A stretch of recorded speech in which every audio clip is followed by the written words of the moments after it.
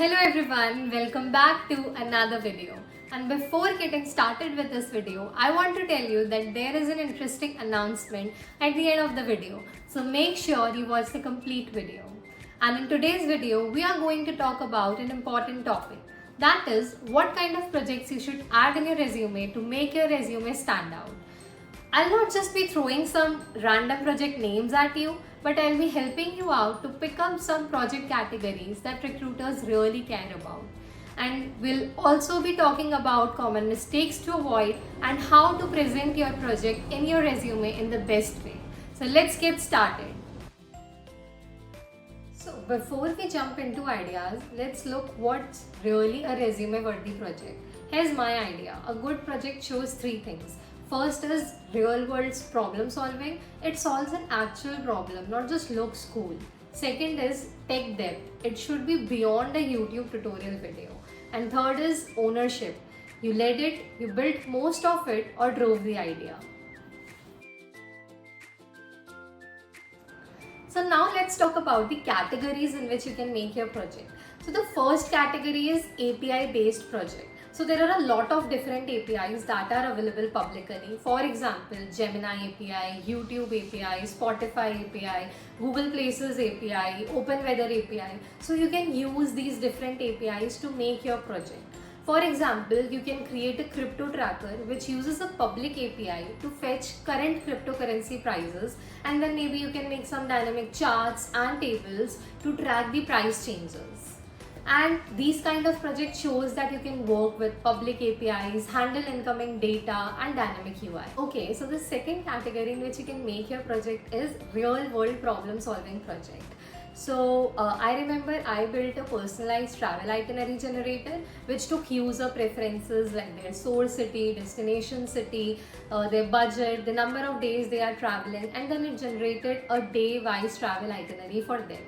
So it was a full stack web application built using React, Node, Express, MongoDB, and I also integrated some APIs like Gemini API, Google Places API, and OpenWeather API. So it was a full stack web application which uses some APIs and solved a real world problem, and it also involved user centric thinking. So you can also make some project that solves a real world problem. The third category in which you can make your project is portfolio project. So I also built a portfolio website in the second year of my college.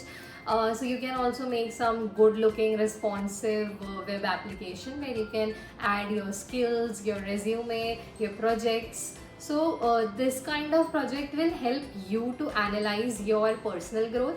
It will be a kind of a digital interactive resume. It will be very good for the recruiters as well, and it adds a level of professionalism to your applications. Okay, so the fourth category in which you can make your project is AI ML based project. So if you are interested in AI ML or if you are learning it, so you can make project using this tech stack.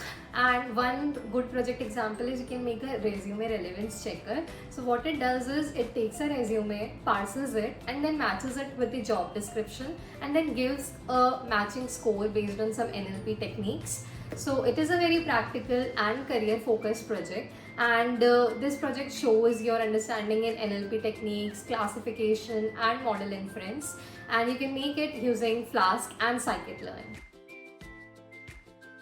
So now let's talk about some common mistakes that people do. So first is, copy pasting tutorial projects. So I've seen a lot of people directly watching some tutorial videos and copying it and putting it in their resume. So I mean, it's good to follow videos to learn a tech stack, but at the end you should be able to add some extra features or change the design or logic or something so that your project becomes unique.